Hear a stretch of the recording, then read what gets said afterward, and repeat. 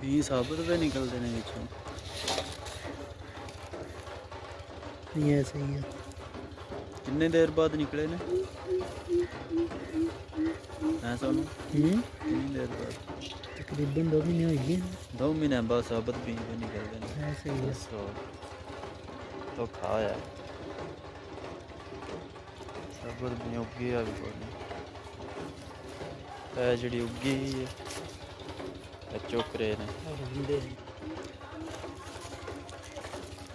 अभी को नहीं उगे अभी को नहीं है उगी है लो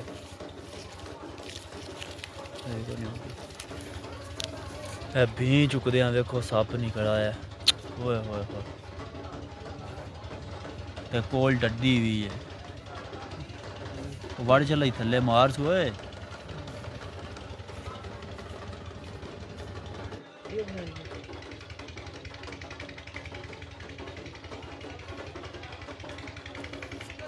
मर गया जी साहब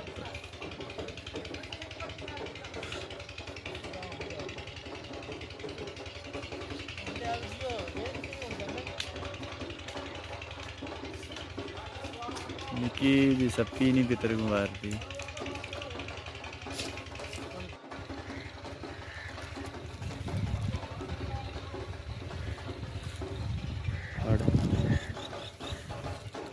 अभी खाली